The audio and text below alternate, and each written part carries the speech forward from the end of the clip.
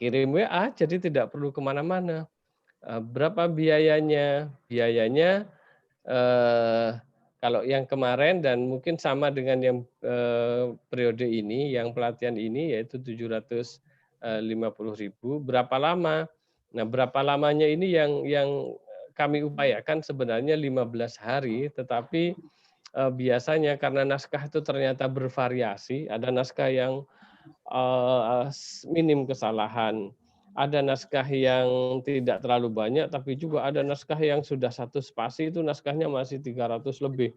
Sehingga untuk meneliti, untuk ngecek, ngedit itu tentu butuh waktu yang lebih lama daripada buku-buku yang halamannya cuma sekitar seratusan halaman. Jadi kalau yang sampai 300 itu kan perbandingannya kayak satu buku dengan 3 buku. Ngedit satu buku dengan 300 halaman, satu spasi, itu kan ngeditnya sama dengan ngedit 3 buku yang 100 halaman. Itu kadang-kadang yang memang realitanya di lapangan, saya mendampingi anak-anak yang bekerja di rumah, itu kadang-kadang memang menjadi, sedikit penghambat, proses cepat atau tidaknya dalam hal penerbitan buku. Di samping juga, komunikasi dengan penulis itu kita bangun dengan admin yang ada di kantor Klik Media, dibangun. Nah, biasanya kadang-kadang juga yang bisa membuat lama adalah penambahan naskah ketika sudah berproses. Jadi naskah sudah diproses, sudah diedit, sudah di-layout, kemudian penulis ngirim naskah, "Pak, revisi, ini naskah yang baru." Wah, itu kami di penerbit itu bisa pusing karena naskah sudah diedit, sudah ditata, ada tambahan naskah, beberapa bab dan sebagainya. Itu sehingga itu bisa jadi akan menghambat, proses cepat atau tidaknya proses, dalam penerbitan buku. Jadi kita sampaikan apa adanya, inginnya kita sebenarnya diproses itu 15 hari itu sudah jadi. Ya, karena di bagian cover ya khusus di cover, bagian daftar ISBN sudah khusus daftar ISBN, bagian editor khusus editor, bagian layout khusus layout. Jadi jalan terus ke bawah. Kemudian bagian revisi itu ada sendiri, bagian admin juga ada sendiri yang menghubungi para penulisnya. Begitu. Harapannya itu landai ke bawah dalam 15 hari kirim, 15 hari kirim begitu. Cuma tetap masih banyak kendala, di antaranya adalah kadang-kadang karena terlalu banyaknya typo-typo, salah ketik dan lain sebagainya. Itu saya sendiri tadi juga ngedit-ngedit, ngecek editan teman-teman, buku maksudnya buku. Nih Bapak Ibu, mana kameranya? Kayak gini nih ya. Oh, ini yang coret-coret merah ini kan agak banyak ya. Nah, dalam satu paragraf itu coretan merahnya itu yang typo-typo salah ketik gitu ya. Nah, seperti itu kami teliti satu-satu Bapak Ibu, yang typo-typo itu, jadi sehingga banyak yang, ini kurang spasi, ini kelebihan spasi dan sebagainya. Itu yang mempengaruhi terhadap proses, penerbitan buku. Nah, baik Bapak Ibu, seperti biasa dalam hal penerbitan buku kita bisa menggunakan self publishing, kemudian juga bisa melibatkan penerbit indie dan juga bisa melibatkan penerbit mayor. Nah, Pak Dokter, mohon maaf bisa dibesarin ini screen-nya. oh iya. Teman-teman kurang melihat ya. Nah, jadi di-full-kan aja. Soalnya ini agak banyak tulisannya ya. Nah, baik Bu. Oke. terima kasih Pak. Ya, sama-sama Bu. Baik, ini terbitkan sendiri, ini yang Bapak Ibu betul-betul harus punya talenta ya, talenta dalam arti talenta konsep, nyusun, ngetik, kemudian swasunting, ngedit sendiri, kemudian desain cover. Kalau desain cover mungkin bisa minta tolong teman lah, kalau bisa minta tolong gitu ya, desainkan cover. Edit mungkin untuk lebih sempurnanya kita bisa minta tolong guru bahasa Indonesia lah, ya. Layout, ya harus layout sendiri. Kalau sudah selesai nanti ini, nanti tinggal Bapak Ibu datang ke percetakan, dicetakkan. Pak Pak, saya cetak yang ini, saya cetak buku saya. Ya, datang ke percetakan tinggal dicetak. Banyak percetakan yang siap untuk mencetakkan buku Bapak Ibu tinggal browsing di internet, banyak sekali percetakan-percetakan yang siap untuk mencetak buku. Ya, yang self publishing seperti ini tanpa apa namanya ISBN dan sebagainya. Juga bisa melibatkan penerbit indie bisa melibatkan atau bisa terlibat dalam beberapa hal seperti layout, desain cover, daftar ISBN, kemudian juga edit, sampai kemudian menjadi buku. Atau naskah Bapak Ibu yang sudah siap untuk dicetak itu, ajukan ke penerbit mayor. Nah, ini ada beberapa penerbit mayor, ya, ada Alex Media, ada Gramedia, dan lain sebagainya. Jika Bapak Ibu yakin bahwa naskah tersebut layak atau pas untuk diterbitkan ke penerbit tersebut, maka silakan dikirim dan nanti akan diproses, ya,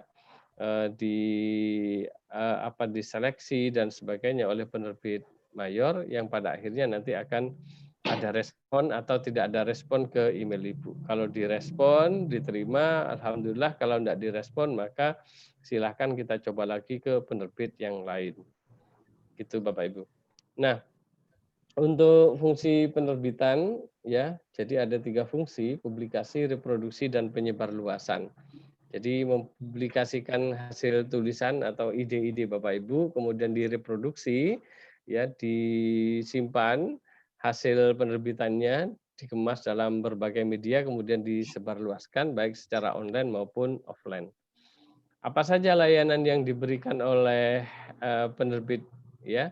Ada daftar ISBN, kemudian desain cover, kemudian ada editing naskah, kemudian layout, ya, penata letakan naskah dalam isi itu, naskah isinya. Jadi kalau cover itu hanya desain luarnya, sampul, kalau layout itu isinya. Jadi menggunakan font apa, kemudian kalau ada gambar ditempatkan seperti apa, ya. Atau mungkin ada lagi biasanya itu layout sama ilustrator. Yang ini tapi agak ribet Bapak Ibu karena menggunakan desain yang lebih detail lagi. Jadi seperti buku-buku PAI yang Bapak Ibu punya, kan ada warna-warna, ada ornamen-ornamen di bagian atas, di bagian bawah, ya. Kemudian ada gambar-gambar kayak kartun Bapak Ibu. Kalau yang gambar-gambar kartun itu tugasnya ilustrator untuk menjadikan gambar. Penyusun itu hanya menyampaikan idenya, tampilkan gambar ini, ya. Kemudian ilustrator mengonsep, nah ini gambarnya seperti ini. Dibuatlah seperti kartun itu, ya, baik menggunakan dengan teknologi tentunya. Kemudian itu sudah jadi gambarnya. Nanti setelah gambar-gambar itu jadi, kemudian teks isinya jadi, akan ditata letak oleh namanya layouter. Jadi layouter ini yang nanti menata letak dari buku. Kemudian dari naskah itu kemudian dijadikan cetak dalam pracetak. Jadi pracetak sebelum disebarluaskan, buku itu dicetak sampel dulu. Jadi kira-kira hasilnya seperti ini. Di dummy itu juga masih ada kemungkinan untuk buku diedit lagi atau ada perubahan-perubahan, revisi-revisi jika pada penata letakan masih ada yang kurang pas atau pada naskah masih terdapat kesalahan-kesalahan dalam penulisan. Kemudian yang terakhir yang bisa dibantu oleh penerbit adalah cetak naskah. Walaupun cetak naskah ini biasanya ke percetakan. Jadi ada penerbit yang mempunyai percetakan sendiri, ya, ada penerbit yang juga belum mempunyai percetakan sendiri. Kalau penerbit mayor pasti mereka sudah punya percetakan sendiri yang besar, ya. Kemudian kalau penerbit indie itu ada yang punya, ada yang tidak punya. Gitu. Kalau di kami di Klik Media alhamdulillah sudah dicetak sendiri sehingga prosesnya lebih bisa kita kawal sampai di mana prosesnya bisa kita kawal. Kalau yang dulu kami bisa belum cetak sendiri itu kami mesti kirim ke percetakan dan percetakannya tidak hanya melayani kami tapi melayani banyak banyak penerbit sehingga sampai di mana, kapan selesai, itu kami mesti selalu tanya terus. Buku ini apa sudah dikirim, buku ini apa sudah jadi. Nah, dengan dicetak sendiri akhirnya itu semua bisa kita pantau ya, kualitasnya, hasilnya dan sebagainya termasuk kecepatan pengiriman dan sebagainya. Karena di pengiriman juga apa ya Bapak Ibu, semua semua berpengaruh terhadap cepat atau tidaknya buku itu sampai ke Bapak Ibu. Ya dalam dalam hal packing misalnya, packing-nya sudah cepat, ngirimnya cepat, tapi bagian pengirimannya, misalkan bagian jasa, pengiriman buku ternyata lemot, ya tetap saja tidak akan cepat sampai, gitu. Nah ini contoh, ISBN Bapak Ibu, ya ISBN, jadi buku itu ada ISBN-nya, jadi terdaftar di secara internasional nomornya itu, sehingga ini menjadi nomor unik. Jika diketik nomor ini di ISBN Perpusnas, di webnya Perpusnas, maka akan muncul judul buku Bapak Ibu. Jadi misalnya judul buku Bukamaliyah diketik di situ pasti muncul judul itu dan hanya ada satu, tidak mungkin kembar. Ya, kalau ada yang apa Bapak Ibu misalkan ada orang mencantumkan ISBN-nya Bukamaliyah di bukunya, seakan-akan itu bukunya dia, maka pasti bisa dilacak. Ya, tim penilai angka kredit mesti ngecek ini, apa benar nih ISBN-nya, mesti dicek terlebih dahulu. Nah, ngeceknya itu di webnya ini, isbnperpusnas.go.id. Nah, masuk ke sini, ya, kemudian ketik. Ya, cara ngetiknya ya harus dengan tanda penghubung seperti ini, persis. Jadi 978 ya pakai tanda penghubung 623 tanda hubung terus sampai 3. Nah, ini sebenarnya kita bisa mencari berdasarkan judul, tetapi judul itu banyak kemiripan. Nanti yang muncul adalah banyak puluhan judul yang mirip, tidak spesifik ke satu buku itu. Atau kita centang dari sisi pengarang, kemudian kita ketik di di angka tadi, yang di angka ini kita ketik dengan pengarang, Suwari misalkan. Kita cari berdasarkan pengarang, maka yang akan muncul adalah suwari-suwari ya yang lain juga akan muncul. Semua yang ada kata suwarinya muncul. Kalau misalkan kita ketik penerbit, misalkan diklik di sisi penerbit, kemudian kita beri kata penerbit, misalkan klik media, maka akan muncul semua buku yang pernah diterbitkan oleh Klik Media.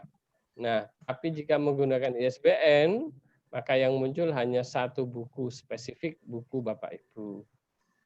Nah, contoh tadi yang ketika saya masukkan, itu 743, angka terakhirnya, jika diklik maka akan muncul satu buku. Lengkap penulisnya, penerbitnya, ya, kemudian nomor ISBN-nya. Ini informasinya seperti ini. Nah, ini contoh sampul bukunya. Jadi sampul bukunya seperti ini. Nah, ini contoh buku yang lain. Apa ada buku ber-ISBN tapi tidak bisa dilacak di Perpusnas? Ya, ada buku, ada sampul ISBN-nya. Ada ISBN-nya di sampul, di dalam isi juga ada tulisan ISBN nomor sekian-sekian, tapi begitu dicari ternyata tidak ada. Ada Bapak Ibu.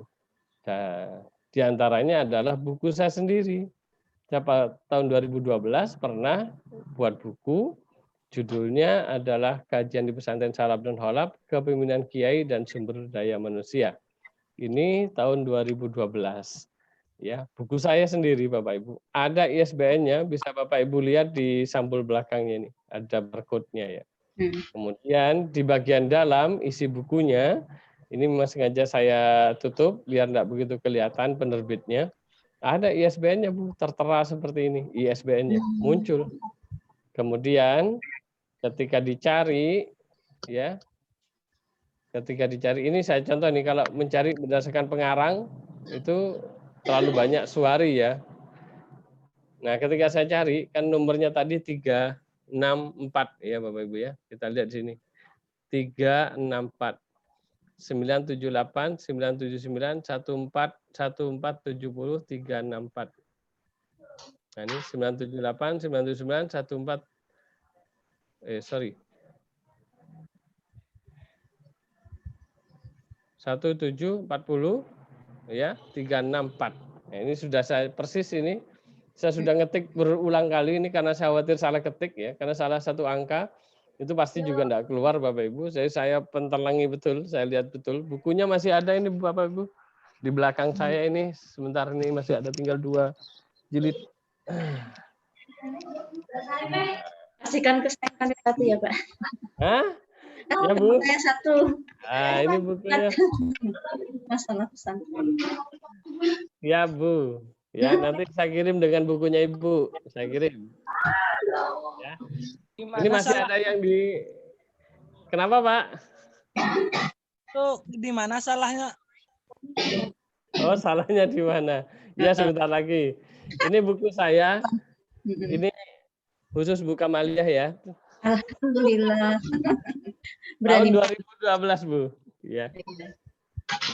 Nanti kalau Ibu ada pengiriman buku ke Ibu, nanti kami kirimkan, tak titipkan ke anak-anak admin yang bagian packing juga biar tidak lupa ya.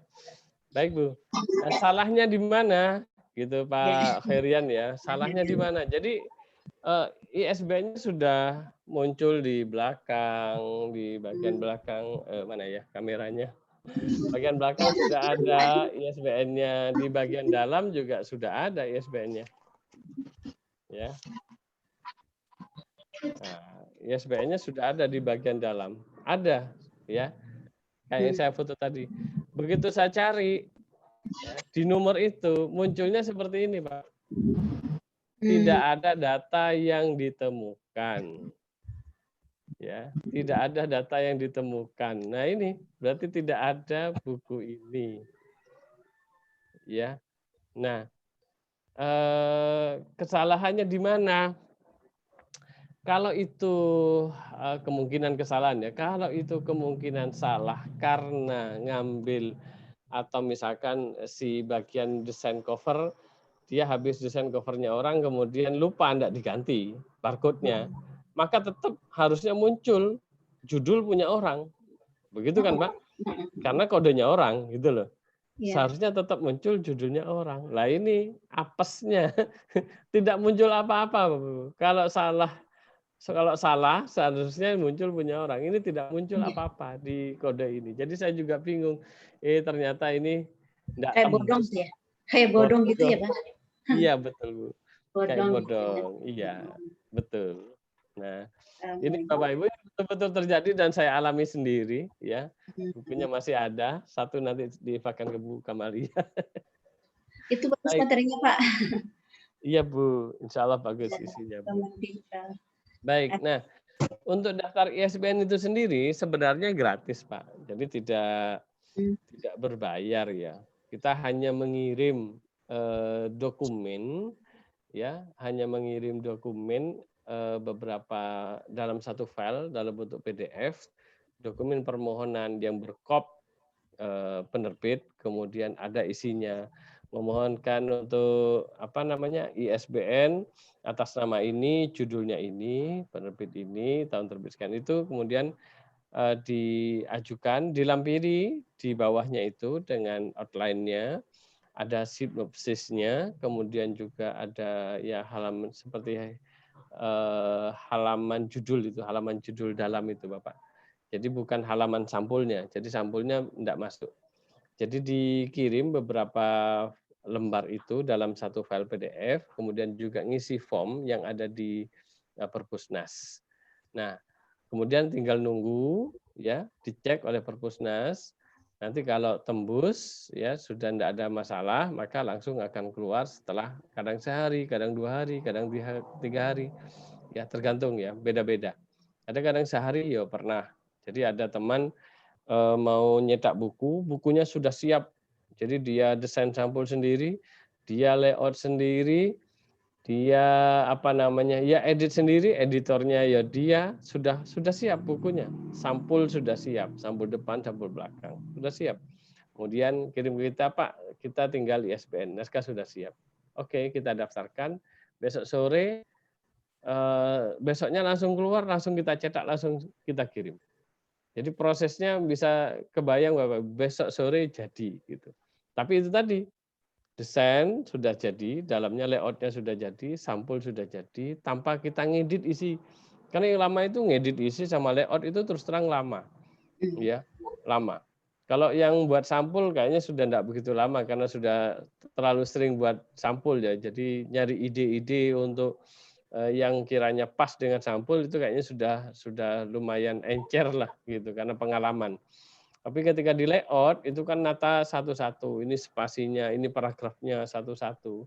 Ini A, ini B, ini C, habis A, B, C ada 1, 2, 3, habis itu lanjutkan A, B, C lagi. Itu kan layouter itu yang menata hal-hal seperti itu, bullet numbering-nya dari isi buku, kemudian juga tata letaknya. Ya, termasuk ngedit itu dibaca satu-satu seperti yang saya contohkan tadi, harus dicoret satu-satu yang typo-typo, salah ketik, ya salah spasi dan lain sebagainya. Kemudian yang juga termasuk miring dan sebagainya. Nah, sebenarnya gratis gitu ya. Namun penerbit itu bisa Bapak Ibu baca ini di pasal 4 ya. Setiap penerbit wajib menyerahkan 2 eksemplar dari setiap judul karya cetak kepada Perpustakaan Nasional dan 1 kepada Perpustakaan Provinsi tempat domisili penerbit. Karena penerbit Klik Media Mahameru di Jawa Timur, maka 1 naskah itu kami kirim ke Perpustakaan Jawa Timur, 2 naskah kami kirim ke Perpustakaan Nasional. Ini menjadi kewajiban penerbit untuk mengirimkan naskah.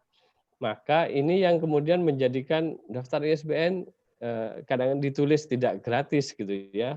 Kenapa? Karena penerbit punya kewajiban untuk ngirim 2 ke Perpusnas, 1 ke Perpustakaan Provinsi sebagai bukti cetaknya.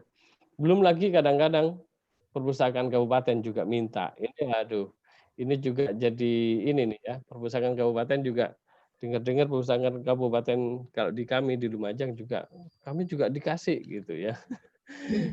Itu juga nambah nanti. Nah, makanya di paket kami, paket awal itu 5 bukti cetak, 2 diberikan kepada penerbit, 2 dikirim ke Perpusnas, 1 dikirim ke Perpustakaan Provinsi.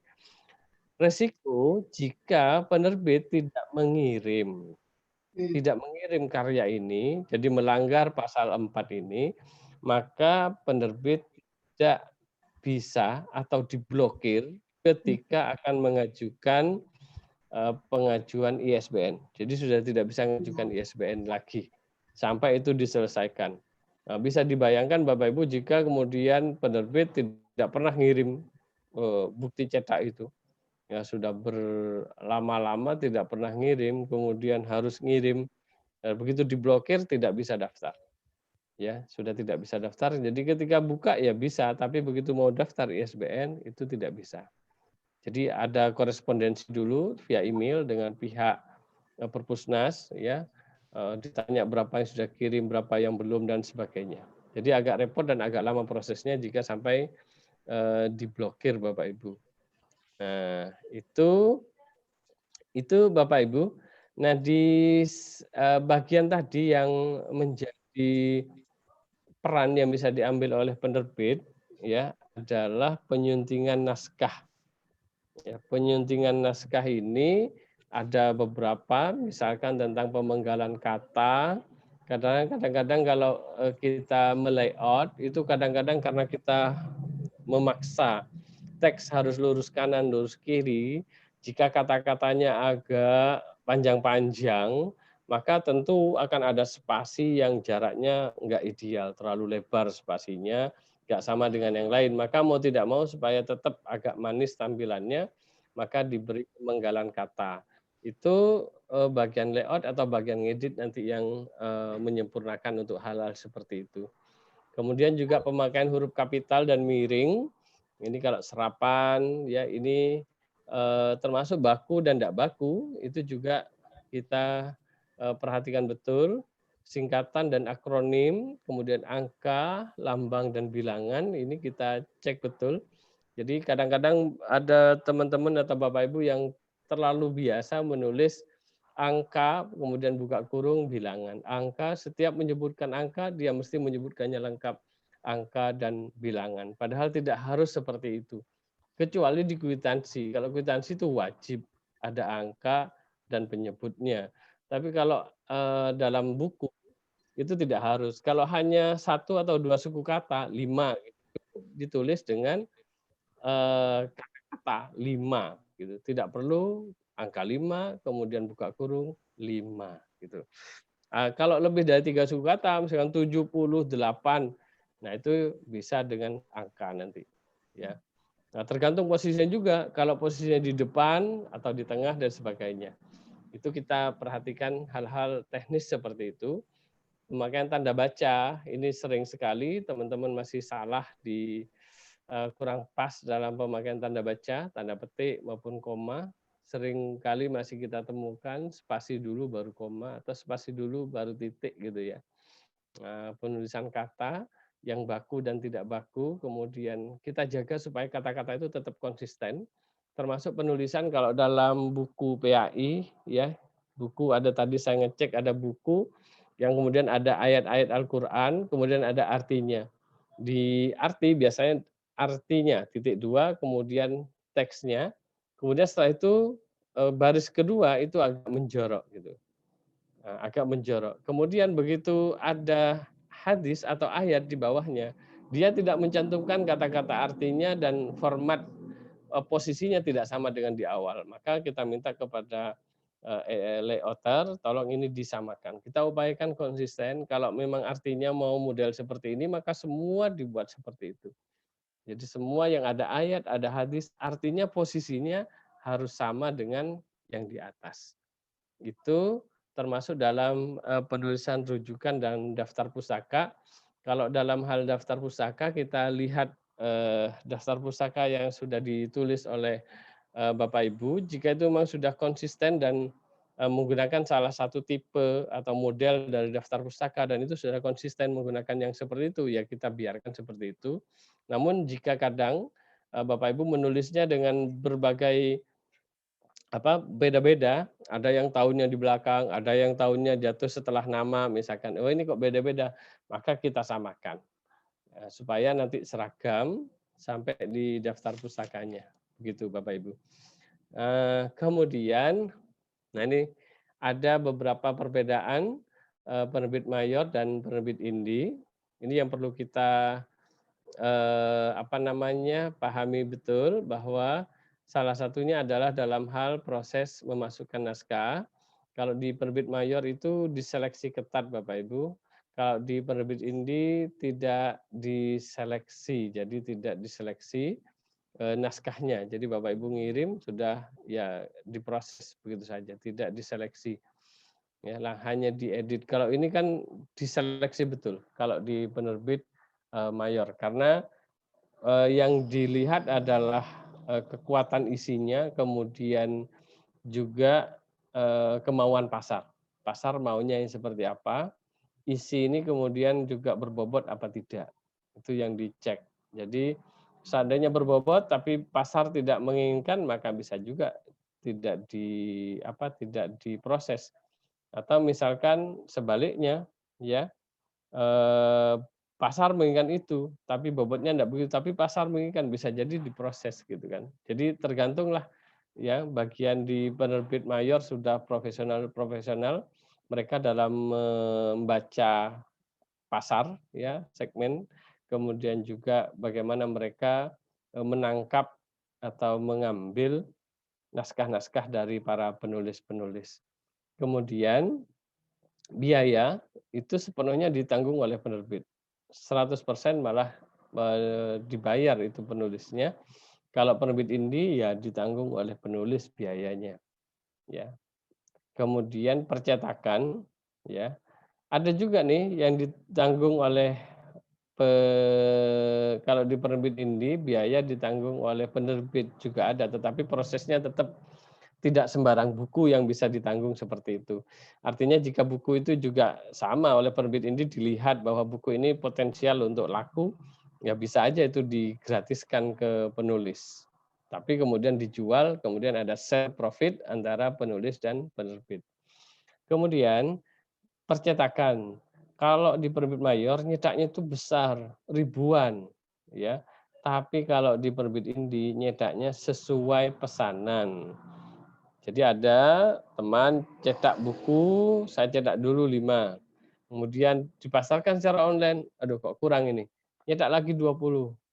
Dapat 1 hari, nyetak lagi 20. Dapat sehari, nyetak lagi 20. Itu ada yang begitu, tidak apa-apa. Karena memang nyetaknya sesuai dengan pesanan penulis. Kemudian sistem promosi, ini juga bisa sharing atau kolaborasi antara penulis dan penerbit. Ya. Kemudian distribusi buku, kalau penerbit mayor itu ke toko-toko buku besar, mau online maupun offline. Kalau penerbit ini ya skupnya masih kecil ya, jadi belum ke toko-toko buku besar di seluruh Indonesia. Kemudian juga royalti. Nah, royalti ya penerbit mengajukan kesepakatan kepada penulis ya.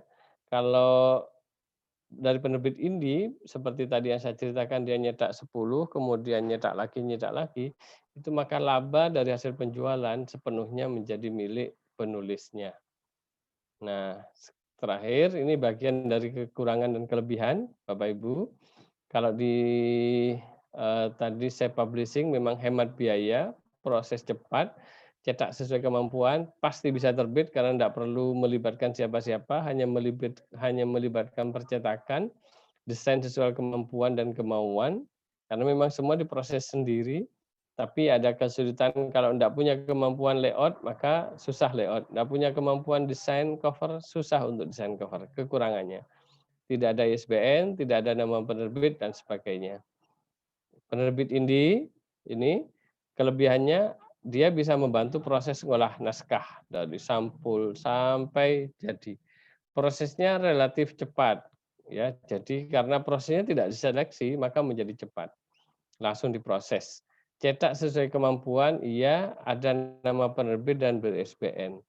Kemudian kekurangannya ada biaya pracetak dan biaya cetak karena tadi memang di penerbit Indi biaya ditanggung oleh penulis. Pemasaran sendiri, kualitas hasil cetakan belum maksimal. Ini maksud saya begini, belum seperti buku yang dikeluarkan oleh penerbit mayor, seperti maksudnya. Kenapa begitu? Karena penerbit Indi biasanya mencetak bukunya kan tidak banyak, sesuai dengan kebutuhan penulis. Nah, kalau cetak banyak, maka mesin yang digunakan tentu beda dengan mesin yang digunakan untuk cetak banyak. Jadi kalau cetak sedikit, seperti Bapak Ibu nih yang nyetak buku, saya nyetak 10, nyetak 20, nggak mungkin lah naik ke offset. Ya, nggak mungkin percetakan yang punya offset berani menerima, tak cetak saya, padahal nyetaknya hanya 20, nggak mungkin. Karena dari segi mesin saja udah beda Bapak Ibu. Jadi kalau yang cetak sedikit itu ya paling pol mesinnya pakai mesin mesin digital printing gitulah, yang seperti fotokopi dan lain-lainnya itu. Kalau agak lebih banyak lagi bisa naik dikit lagi misalkan ratusan itu sudah bisa naik ke mesin offset atau riso lah atau offset gitu ya Bapak Ibu. Kemudian kalau lebih banyak lagi juga bisa naik ke mesin-mesin seperti mesin web yang kertasnya pakai roll gulungan besar itu. Nah, semakin banyak memang semakin murah karena beda mesin. Ya, sama dengan Bapak Ibu mencetak pakai printer laser ya. Mencetak pakai printer laser itu biayanya kan lebih mahal daripada ke fotokopi. Biaya fotokopi lebih mahal daripada nyetak pakai mesin riso, begitulah. Kira-kira begitu perbandingannya. Jadi semakin banyak cetaknya, maka sistem percetakannya, mesinnya juga beda, kualitasnya juga beda. Harganya juga kalau semakin banyak semakin murah. Gitu Bapak Ibu. Kemudian kekurangan yang lain dari penerbit Indi ya, itu pengeditan tidak bisa dilakukan secara detail. Jadi karena di penerbit Indi itu prosesnya kan tadi saya katakan prosesnya cepat. Maka dalam pengeditan tidak bisa sedetail-detailnya seperti penerbit mayor gitu maksud saya Bapak Ibu. Kalau di penerbit mayor kita tahu jarang sekali kita temukan kesalahan, typo, salah ketik ya. Saya kalau baca buku dari penerbit mayor salah ketik, salah spasi, salah koma itu jarang sekali kita temukan.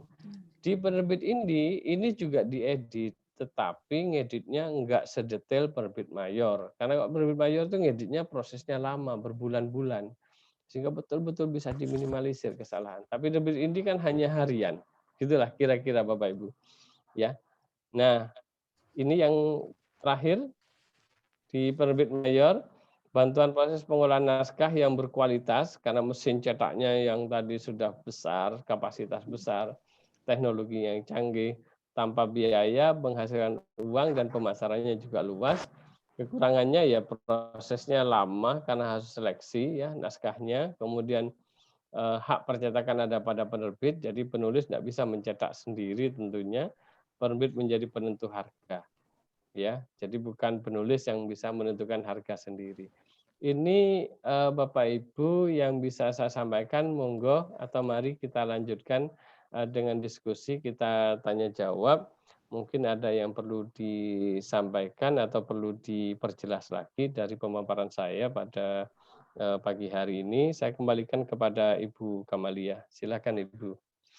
Ya, terima kasih kepada Pak Dr. Suari yang sudah memaparkan secara ya panjang lebar jelas ya pada kita semua, mulai tadi bagaimana langkah-langkah untuk menerbitkan sebuah buku sampai pada bagian akhir tadi berbanding antara penerbit mayor dan ini tadi ya.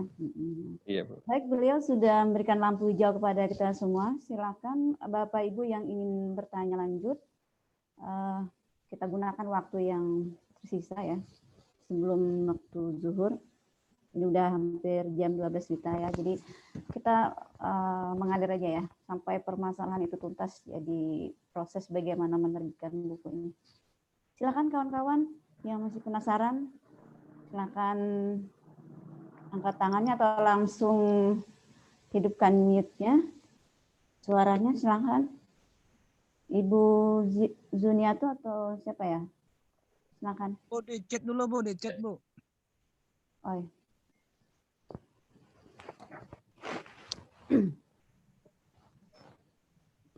Oh ya, nggak ada yang langsung ya. Padahal ini Pak Hairianor ya, Pak Hairianor ini sebenarnya saya mau dengar suaranya sih. Baik ya.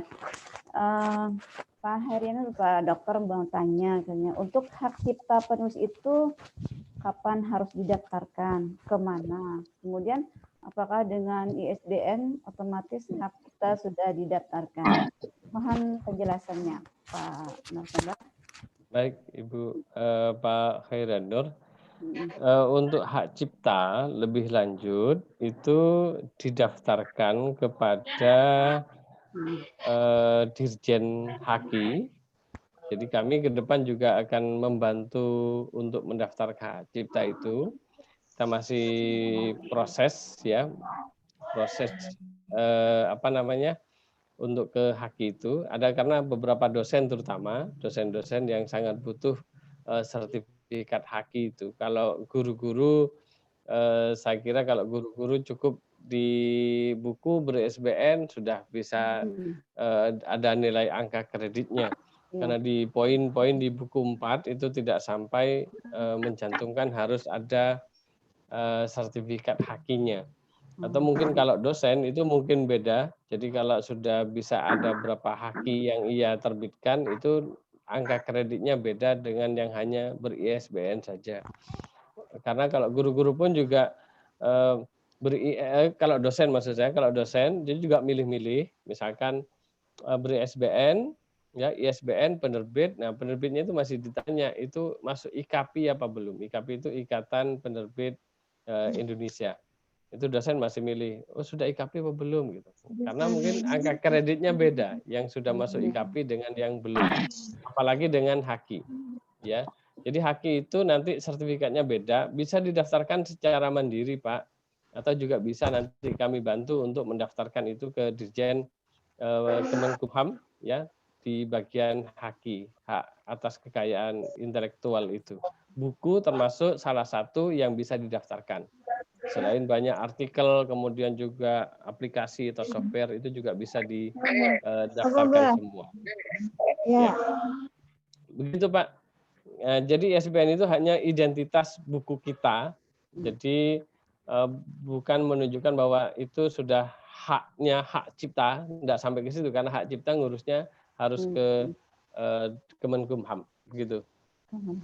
Iya Ibu, makasih. Ya, terima kasih Pak. Gimana Pak Hairano, sudah jelas ya? Ada Jelas, yang mau? makasih. Iya, sama-sama Pak. Peserta lain yang mau bertanya silahkan. Mumpung ada Bapak narasumber kita ya. Ada yang mengangkat tangan, Bu Kamalia ini Pak Syihabuddin.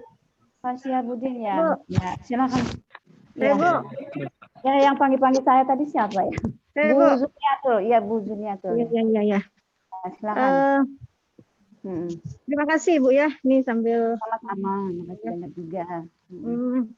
saya tertarik dengan apa yang dijelaskan oleh Bapak tadi mengenai penerbitan buku. Nih, saya mau tanya tentang ini. Saya punya beberapa karya, tapi ini sudah diterbitkan di media. Ini tentang resep masakan, Bu. Nah, itu kira-kira bisa nggak ya? Nah, saya ini sudah diterbitkan di internet ya, Bu ya. Tapi saya mau memiliki buku gitu. Nah, dalam resep itu biasanya saya tulis cerita-cerita gitu. Cerita-cerita tentang latar belakang dan sebagainya, macam-macam ya, Bu. Bla bla. Kemudian apakah bisa kita diterbitkan di penerbit Bapak ini gitu? Iya, Ibu. Ya, langsung aja Pak. Terima kasih, Bu. Iya, sama-sama. Baik, Ibu. Sangat bisa, Ibu. Jadi bisa diterbitkan di penerbit kami. Nanti tetap kami cantumkan di bagian akhir bahwa tulisan ini sudah pernah muncul atau pernah dipublish di web ini atau di koran ini atau di majalah ini. Tetap kita tampilkan hal seperti itunya. Jadi tetap mengacu atau ditampilkan informasi tentang naskah itu. Begitu. Bisa sekali Bu, monggo. Tinggal dikirim tapi nanti dikira-kira ya, maksudnya dikira-kira berapa halaman kah gitu ya. Kalau masih sangat sedikit ya mungkin bisa ditambahi biar lebih tebal, begitu saja ya. Ini Pak kebetulan sudah sampai 450 resep ya Pak ya. Banyak sekali. Banyak sekali. 450 halaman itu. 400 resep dan nanti akan saya pilih gitu. Dipilah aja. Bisa. Terbaik. Ya. Terima kasih sebelumnya. Iya Ibu, sama-sama. Atau bisa dibuat berseri Ibu ya. Bisa dibuat berseri misalkan atau dikelompokkan berdasarkan daerah ininya daerah atau bahannya berbahan apa, khusus yang berbahan A, berbahan B begitu ya. Ya, begitu. Mengkhawatirkan Pak. Aja dokter tadi apa namanya? Ini siapa ya? Bu Zuniatul. Oh, masih Bu Zuniatul ya. Suaranya. Jangan Bu, lanjut Bu. Bertanya tadi. Lawan Ada ini ibunya. Oh, ternyata sudah ini ya. Oh, sudah hilang. Ada lagi Pak Hairyanur? Pak Syihabuddin kayaknya nih. Pak Syihabuddin ya. Silakan Pak Syihab. Ya, terima kasih sebelumnya Bu. Ya, sama. Ya, saya Syihabuddin dari Hulu Sungai Selatan, Kalimantan Selatan. Oke, jadi saya terima kasih banyak banget dulu kepada Bapak atas penjelasannya, sangat tertarik banget saya. Saya juga ingin sedikit cerita. Nah, kebetulan saya ini kan selain sebagai guru, saya juga instruktur di kampus yang kebetulan kemarin itu ditugaskan untuk membuat buku gitu, buku panduan pelatihan instruktur ini belajar Microsoft Office gitu. Nah, kebetulan saya juga karena ditugaskan buat buku, jadi saya dari awal bikin buku ini, buku panduan Microsoft Office ini, dari cara layoutnya, covernya juga teman, dan isi-isinya seluruhnya dari kami gitu, dari tim gitulah.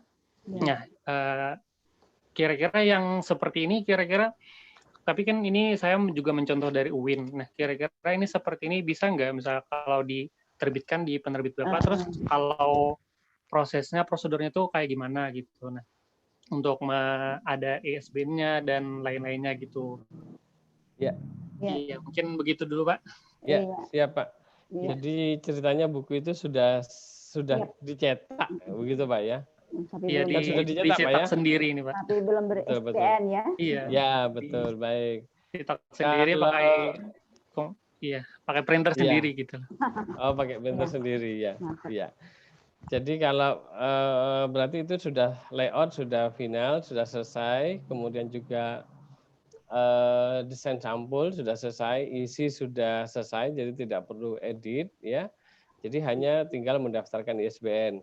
Maka bisa naskahnya dikirim ke kami Pak, bisa kami bantu untuk mendaftarkan ISBN.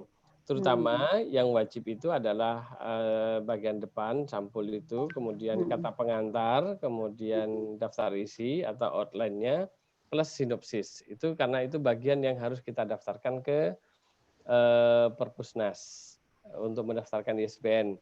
Nanti setelah jadi, maka itu bisa kita bantu cetak juga jika Bapak butuh untuk dicetakkan lebih lanjut. Begitu Pak. Oke. Gimana Pak? Siap. Ya, terima kasih banyak Pak. Jangan lupa nanti sama-sama. Biografinya juga lah, biografi. Betul. Biografinya juga dicantumkan ya. Soalnya nanti penerbit susah nanti menaruh di belakang. Itu kan siapa ini yang mengarang. Jadi itu Pak. Pokoknya sangat mudah Pak Syihabuddin untuk proses menjadikan itu menjadi sebuah buku. Itu tinggal satu langkah aja lagi. Langkahnya adalah nanti ada semacam ada di email ya, nanti dikirim email ke Pak Muiz untuk dan Japri Pak Muiz lebih lanjutnya. Japri itu paling praktis adalah Japri sama Pak Muiz. Iya, karena Pak Muiz itu selalu online ya Pak Muiz ya. Di Japri. Ya. Online 24 jam kecuali waktu tidur. Insya Allah 1 bulan udah jadi itu buku. Iya. Iya. Baik, kami beri kesempatan lagi kepada peserta yang lain. Ini sahabat saya nih, Meli Minarti, mana ya? Ini juga berminat kemarin mau ngajak bareng ya, nulis bareng. Iya, Bunda. Nah, silakan Bu Meli. Terima kasih atas kesempatan yang diberikan. Assalamualaikum warahmatullahi wabarakatuh. Waalaikumsalam warahmatullahi wabarakatuh. Nama saya Meli Minarti. Kebetulan Pak, saya satu kampus sama Bu Kamalia. Yang sekarang lagi berkutat dengan rencana disertasi. Kebetulan kita lumayan satu tema ya dengan Bu Kamalia gitu. Jadi ada ide atau keinginan mau menulis bareng gitu dengan tema tentang pendidikan teologis atau pendidikan akidah.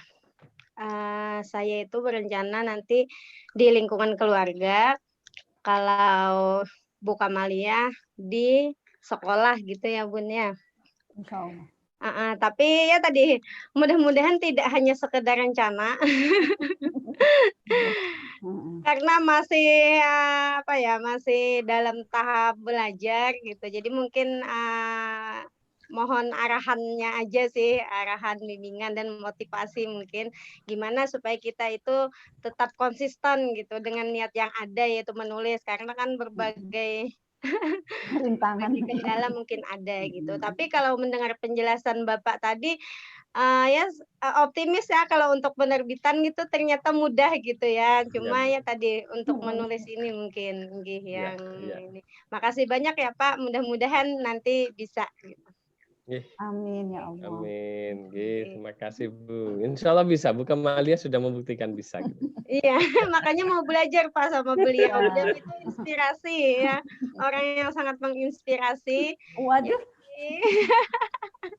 Besar bagi saya. Mudah-mudahan bisa gitu nulis seperti beliau.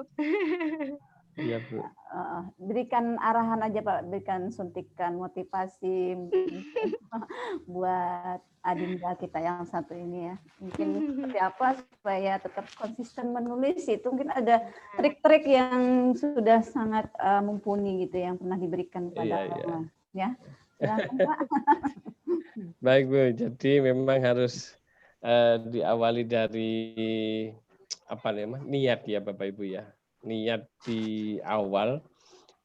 Tadi saya sudah menyampaikan bahwa apa yang kita punya, yang ada di kepala kita, ilmu pengetahuan yang sudah kita serap mulai kita TK, SD, sampai sekarang yang masih kuliah, itu kan sudah banyak ilmu yang diserap, baik secara langsung di bangku kuliah maupun secara tidak langsung melalui pengalaman-pengalaman pribadi.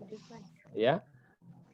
Kemudian ilmu-ilmu itu jangan sampai hanya diam saja di benak kita atau di kepala kita tanpa kita share atau kita bagikan kepada orang lain.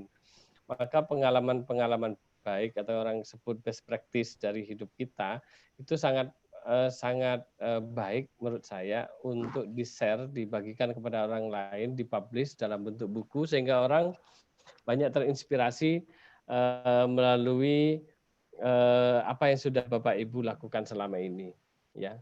Termasuk apa namanya, berhubungan dengan proses penulisan karya tulis atau karya ilmiah tugas akhir kuliah, misalkan disertasi, itu juga bisa dikonekkan Bapak Ibu. Artinya misalkan Ibu membahas tentang keluarga, maka Bapak Ibu bisa mencari referensi-referensi yang banyak tentang keluarga, kemudian jadikan itu buku tentang bahas keluarga. Hanya buku saja, buku. Kemudian variabel lainnya misalkan tentang pendidikan misalkan, maka silahkan Bapak Ibu cari referensi dari buku, kemudian dibuatkan buku tentang pendidikan sehingga Ibu betul-betul menjadi expert nanti dalam bidang itu, bahwa pendidikan Ibu betul-betul menguasai ini teori pendidikan, ini latar belakangnya dari filsafat pendidikan dan sebagainya. Kemudian tentang keluarga juga. Jadi itu bisa sekali mendayung, 2-3 pulau terlewati, buku bisa jadi, kemudian referensi untuk disertasinya sudah kaya referensi sehingga tidak apa namanya ya, tidak bingung. Ya, betul-betul menguasai begitu. Nanti tinggal diramu lagi dengan metode penelitiannya dan sebagainya. Karena memang kalau untuk tugas akhir mata kuliah itu kan tergantung kitanya ya, ibaratnya kita melihat fenomena itu ada apa enggak gitu. Karena kadang-kadang mahasiswa itu mencari problem itu karena belum banyak konsep yang dikuasai sehingga nyarinya pokok cari tempat di sembarang tempat gitu. Nah, saya gambarkan misalkan ada mahasiswa S1 mau meneliti tentang prestasi di sekolah A. Pak, saya mau meneliti tentang prestasi di sekolah di mana? Saya sarankan, Mas, kalau sampean mau mencari yang prestasi, jangan di sekolah ini. Silahkan ke sekolah yang itu, yang itu. Ibaratnya sampean mau mancing, belut, tapi ditambah lele, kan enggak dapat belut, saya gitu. Jadi betul-betul tahu apa yang ingin dicari. Dan itu harus memang di awal itu latar belakang dari konsep pemahaman kita memang harus ada sehingga kita betul-betul peka ketika melihat fenomena dan itu betul-betul nanti nilai manfaatnya akan sangat terasa. Karena apa yang kita tulis dalam karya tulis ilmiah kita itu betul-betul untuk menjawab atau betul-betul untuk memberi sumbangsih ilmu pengetahuan kepada bangsa ini. Begitu Ibu. Jadi bisa sekali melangkah gitu sambil memperkaya referensi, sambil menulis buku. Begitu. Ya. Terima kasih banyak, Pak. Ya, sama-sama Bu. Sama. Ya. Sudah jelas ya, Bu Meli? Iya. Iya, terima kasih banyak. Alhamdulillah. Mungkin paling yang belum paham nanti mungkin referensi yang ke arah pendidikan teologisnya mungkin Bu Meli, kalau nanti Pak Dokter ada ketemu referensi tentang pendidikan teologis ya, pendidikan tentang keimanan tuh ya Pak Dokter di lingkungan keluarga. Iya. Bisa ya, bisa nanti dibantu kita yang lebih. Iya. Iya Ibu, jadi memang referensi itu sangat penting sekali Ibu, sangat penting. saya di Jawa itu ketika ingin menulis judul dan sebagainya, saya harus jalan-jalan nih sampai ke Jogja, ke kampus Jogja, ke UIN Jogja, kita lihat referensi di sana. Karena memang referensi buku itu harus kita cari. Walaupun di awal memang kita kata kunci, buku apa yang kita cari, itu mungkin kita bisa browsing. Oh ternyata yang menjelaskan ini ada di buku ini. Nah buku itu yang kemudian harus kita cari. Ya, atau buku ini pernah dikutip oleh siapa. Nah, paling tidak kalau buku yang asli tidak ketemu atau sudah tidak beredar lagi, maka yang ngutip itu yang mungkin bisa kita cari.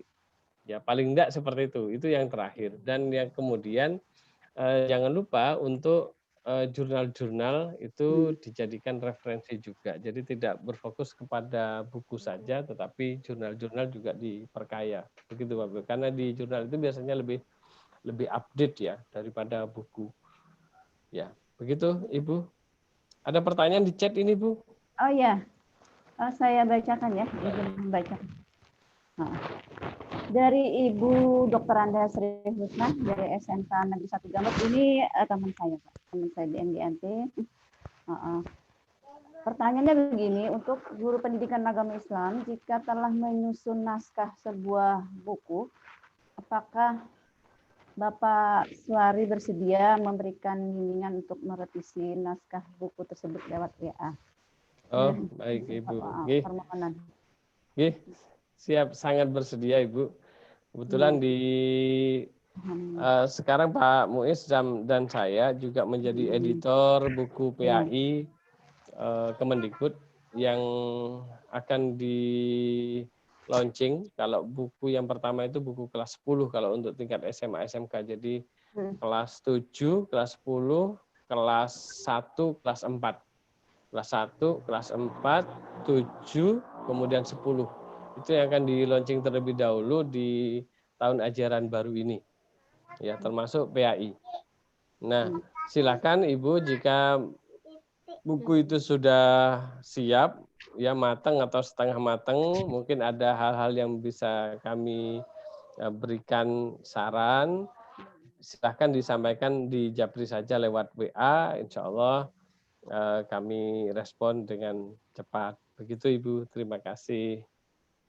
Iya, silakan nanti Ibu Sri ya. Pokoknya ulun jamin Pak Suari dengan Pak Mus ini orangnya sangat welcome gitu ya. Pokoknya apapun keperluan kita itu selalu diakomodir. Ya, apalagi hanya konsultasi itu pasti dilayani.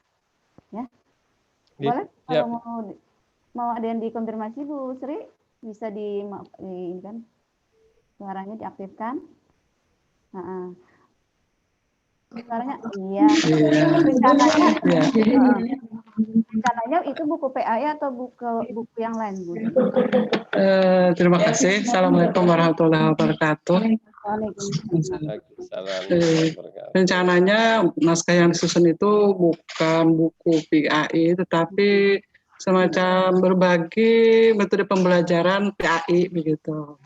Nah, jadi kan kalau naskah buku materinya kayaknya bukan wawasan kita sih, belum sampai ke situ. Tapi berbagi pengalaman dalam bentuk best practice gitu ya. Nah, jadi tapi cara penyusunannya kayaknya sangat minim lagi. Jadi mungkin nanti kalau Bapak Suari bersedia, alhamdulillah sekali. Kami kirimkan nanti filenya, kemudian memohon bimbingannya Pak ya. Siap Bu, siap. Terima kasih banyak Pak atas kesediaannya. Sama-sama Bu. Assalamualaikum warahmatullahi wabarakatuh. Waalaikumsalam warahmatullahi wabarakatuh. Ibu Sri ini orang yang sangat kreatif Pak. Wah. Apa ya? Memang betul banyak sekali melahirkan karya mode-mode pembelajaran itu kami sering sekali. Betul Bu. Itu harus dibagikan itu, dibukukan biar dibagikan. Belum dibukukan, tapi banyak yang bisa kami tiru dari praktek beliau membelajarkan siswa. Itu sangat bermanfaat sekali bagi saya. Saya juga bisa, kalau baca naskahnya kan saya juga bisa belajar dari beliau, begitu Bu. Ya. Sering dikirimin video-videonya loh Pak. Oh, alhamdulillah. Iya Bu. Gimana Pak, masih membuka kesempatan lagi nih untuk bertanya? Saya pasrah sama moderator deh. Ya, kita ada waktu 9 menit mungkin ya Pak ya. Silakan. Masuk ke waktu zuhur. Baik, ada lagi yang lain? Mau tanya, Bu. Nah, ini silakan Pak Misran. Pak Komandan ini ya. Iya, suhunya ini keluar. Suhu atuannya suka humor. Kesempatannya yang diberikan. Terima kasih atas bimbingannya melalui Pak Suwari dan Pak Muiz. Alhamdulillah, sejak saya ikut dengan pelatihan beliau, alhamdulillah itu ada 2 buku yang diterbitkan oleh beliau, alhamdulillah. Nah, pada kesempatan ini setelah diterbitkan dan mungkin ada yang banyak yang memesan. Nah, itu bagaimana Pak untuk penerbitannya atau misalnya istilahnya yang royalti dan lain sebagainya pembagiannya. Yang kedua, apakah bisa diminta untuk yang bentuk file PDF-nya bukunya. Nah, sehingga kan ada kenangan bagi kita baik dalam hal bentuk yang aslinya dan bentuk filenya. Yang ketiga mungkin perlu dirinci apakah bentuk buku individu atau antologi itu berapa kisaran penerbitannya, sehingga teman-teman nanti kalau untuk menerbitkan buku sudah ada gambaran deskripsinya, oh seperti ini, oh gambarannya untuk masalah limit dananya. Mungkin itu Pak. Baik Pak, terima kasih untuk yang saya langsung Bu ya, mumpung masih ingat ya. Langsung saja Pak. Yang pertama tentang royalti Pak. Jadi Bapak jika banyak yang pesan ya buku, bisa nanti disampaikan ke kami Pak. Disampaikan yang pesan, misalkan Bu Marini nih, pesan misalkan ya Bu Marini ya. 100. Pesan 100. Bu Marini misalkan pesan bukunya Pak Misran misalkan. Itu dibuat tabel oleh Bapak ya, tabel Bu Marini, Bu Kamalia, siapa-siapa, Bu Marini berapa, Bu Kamalia berapa, kemudian lengkap dengan alamatnya. Nanti kami bisa bantu proses cetaknya, kemudian juga bantu dengan proses pengirimannya langsung ke alamat yang dituju. Jadi Bapak sudah tidak perlu repot-repot untuk packing karena sudah kami packingkan di sini, langsung kami kirim ke alamat pemesan. Kalau masalah harga itu silahkan Bapak sendiri dengan pembelinya. Ya pasti kalau harga cetak ke kami sudah Pak Misran dan teman-teman sudah tahu sendiri harga cetaknya, begitu ya. Lumayan gitu ya. Nah itu untuk yang pertama Pak Misran ya, jadi kami siap membantu sampai ke packing dan pengiriman ke pembeli dari buku Bapak atau Ibu yang lain juga. Yang kedua tadi tentang file PDF ya. Ya. PDF-nya mungkin. File PDF itu yang kedua apa yang ketiga tadi Pak ya? Kebanyakan sih Pak. Ya, enggak, saya agak blank. File PDF itu siap Pak, kami bisa memberikan file PDF-nya. Ya, kemudian nanti bisa berpesan ke admin ya atau ke Pak Muiz atau saya Pak. Khawatir lupa begitu Pak ya, bisa dikirimkan file PDF-nya. Berikutnya adalah tentang harga Pak, patokan harga. Jadi kalau cetak pertama dan dari pelatihan itu kita patok harga 750. Nanti kalau buku kedua ya berarti Pak Misran, Bu Kamalia sudah pernah mencetak, maka cetak bukunya cukup 500.000. Ya, jadi tidak 750 lagi untuk buku kedua dan seterusnya. Ya, itu sudah termasuk bukti cetak yang harus kami kirimkan ke Perpusnas, ke Perpusda, 2 ke Perpusnas, 1 ke Perpusda, kemudian 2 kami kirimkan ke Bapak Ibu sendiri. Nah, nambah cetak nanti harganya kalau nambah cetak itu sampul sampai jilid sampai di plastik itu 10.000. Jadi sampul yang warna sampai dijilid pakai lem panas seperti ini, kemudian di plastik, di string itu 10.000. Jadi saya motong-motongnya, karena motong untuk bisa rapi seperti ini, kami hanya ada alat potong yang yang kapasitasnya sih 1 rem, tapi kalau manual itu kasihan yang motong, maka kami bawa ini salah satu dus penuh kita potongkan ke yang punya pemotongan besar ya supaya bisa rapi.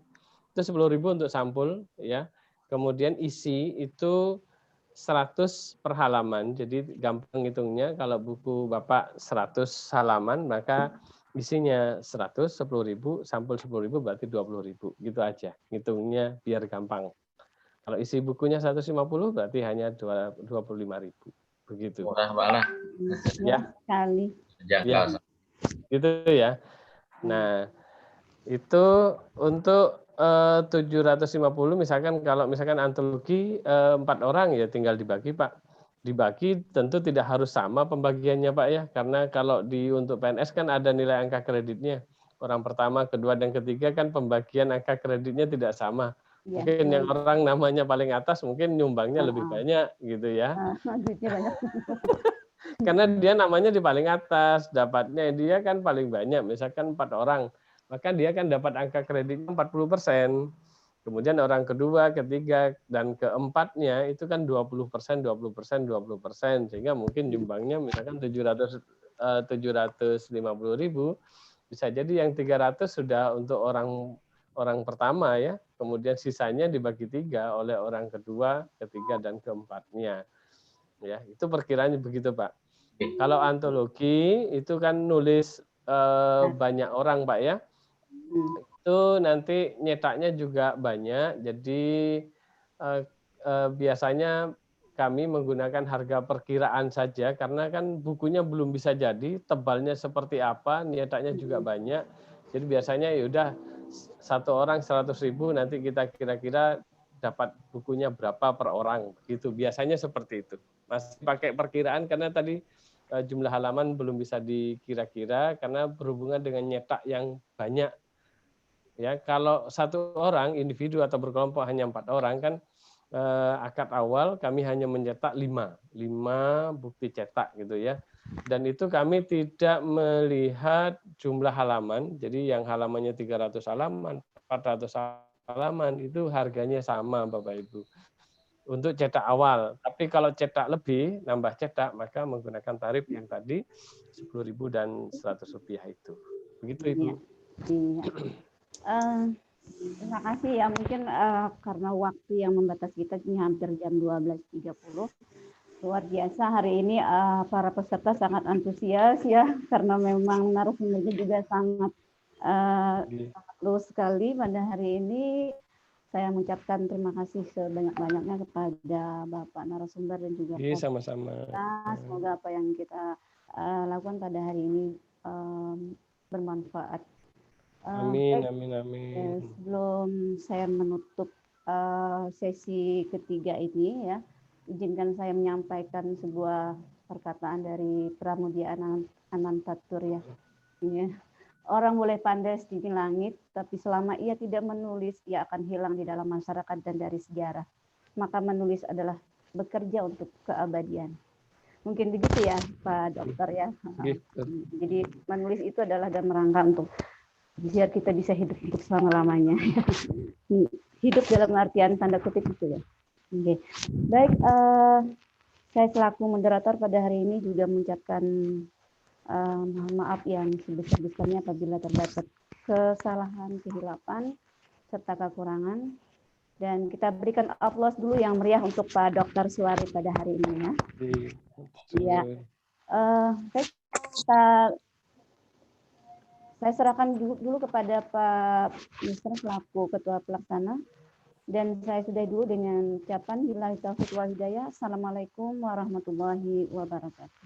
Waalaikumsalam warahmatullahi wabarakatuh. Terima kasih kepada Ibu Moderator yang begitu luar biasa menemani kita sehingga jam 12.30 menuntaskan ini zuhur gimana ya Pak? Ini waktu zuhur. Waktu zuhur kita break. Nah, jadi bagaimana ini kan artinya Pak Wes kita untuk di Kalsel itu waktu zuhur kita break dulu atau bagaimana ya? Sholat dulu. Sholat dulu ya, biar Bisa break dulu 15 menit. Ya, ngopi dulu silakan, mau minum. Pak Dokter Sulari juga silakan kalau mau ngopi-ngopi dulu. Jadi Pak Kelihatan tadi ya. Kopinya dari Kalimantan belum dikirim ya. Ini Bu kopinya Bu. Nanti tukeran ya sama buku, insya Allah. Siap Bu. Ini bukunya sudah siap ini Bu. Alhamdulillah. Kebetulan teman saya ada yang meneliti itu Pak tentang transmisi nilai-nilai apa ya pendidikan kiai di pesantren. Oh iya, ya Bu. Jadi saya bisa sharing-sharing gitu dengan teman. Siap. Kalau buku pesantren saya agak banyak Bu. Oh gitu. Betul. Ya. Agak banyak di. Ya. Karena Jawa Timur itu lumbungnya pesantren. Ini juga bagus pesantren dari transformasi metodologi dan menuju demokratisasi institusi. Oh, ya. Ini boleh Prof. Jamil Komar. Nanti kalau boleh dipotolkan gitu ya judul-judulnya itu biar. Siap Bun. Itu banyak kalau pesantren tinggal noleh kayaknya itu ada gitu ya. Ini ya, ada masa depan pesantren Dr. Inam Sulaiman. Eksistensi pesantren di tengah gelombang modernisasi. Berarti bisa jadi pesan Pak lah. Pesan. Saya juga mau pesan toh. Nah, maksudnya di ini saya di koleksi di rumah gitu ya. Buku pesantren insya Allah banyak gitu Bu. Duplikatnya ada nggak Pak yang bisa dimiliki? Iya. Gitu? Ada insya Allah masih di toko buku. Tapi kalau di Lumajang agak sulit. Minimal saya harus ke Malang untuk mencarinya Bu. Oh iya. Iya. Ini ada manajemen pesantren.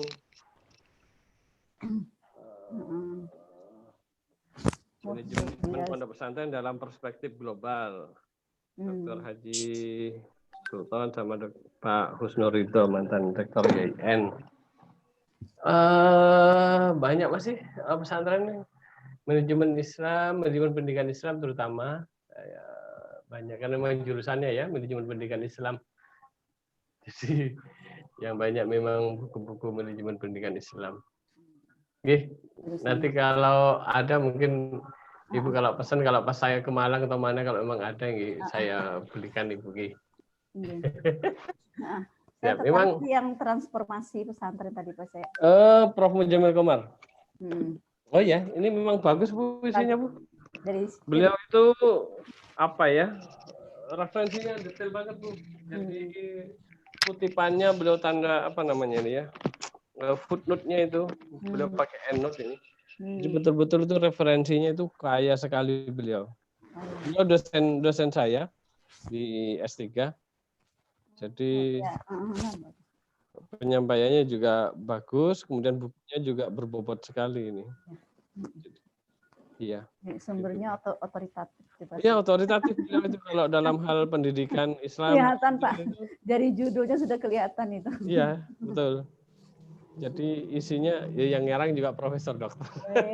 Beliau guru besar di IAIN Tulungagung, Jawa Timur. Ya. Oke. Gitu. Nanti kalau ada saya coba ini kan gitu. Ini saya tahun 2006 ini saya belinya ya. Udah lama sekali. Tapi masih update itu, up-to-date itu. Iya Bu, betul. Oke. Nah, ini ya kalau yang lama kan ini dah. Pesantren dan Pembaharuan ini yang editornya Dawam Raharjo itu. Ada tulisannya Gus Dur, Nurhalis Majid, Pesantren dan Tasawuf, Nurhalis Majid. Ini kan juga menjadi referensi biasanya. Tetap ini bukunya sudah kayak kitab kuning Bu. Saking lamanya sudah ya. buram, saking lamanya. Sudah. Dan ini masih tetap dikutip ini kan? Iya. Di buku babon juga kan. Kira-kira begitu. Iya. Nah, udah ada panggilan. Iya betul. Oke. Saya izin. Ya, saya izin. Terima kasih sekali lagi ya Pak Dr. Suari. Semoga sehat selalu ya. Amin amin. Oh, ini babon juga Bu. Tradisi pesantren sama Sari Dovir. Nah itu sering sekali dianjurkan sama Pak Prap itu. Iya, ini memang babon ini. Nanti Iya. lagi kita di chat aja. Nggih, siap Bun. Nggih, matur suwun, matur suwun. Ya, Nggih, saya izin live dulu nggih. Assalamualaikum. Waalaikumsalam warahmatullahi wabarakatuh. Nah, kita sholat dulu ya teman-teman ya. Ya. Kan kira-kira nanti jam berapa lagi kita on-nya? 15 menit setelah hari ini jam Makan sambil-sambil aja ya nanti ya. Bisa sambil. Jam 1 sedang mulai pulang. Nah, jam 1 jarak peserta. 30 Ya, menit kan? 23 menit. Enggak. Makanya sambil kau aja sambil ditutup videonya kan nanti kalau memang terpaksa ya. Pak Alfian siap dah nah. Aja Pak Hairi hendak makan dulu. Siap pemirsa. Sembahyangan dulu kita pemirsa. Sembahyangan dulu Pak Imaman. Sembahyangan dulu kita ya. Oke. 20 menit lah.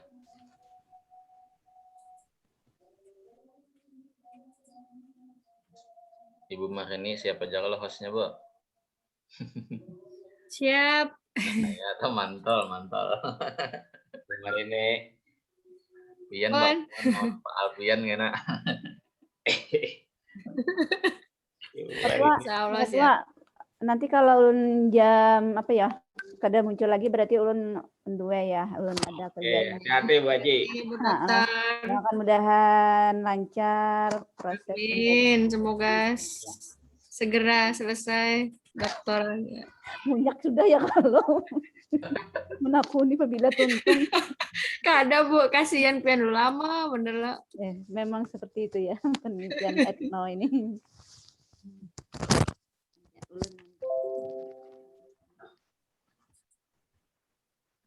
Pemirsa mohon izin sebentar pemirsa. Nggih. Sholat dulu. Tapi kalau masih on kada ulun matikan. Izin sholat. Nggih, cuma izin keluar dari anu. Sama-sama Ibu.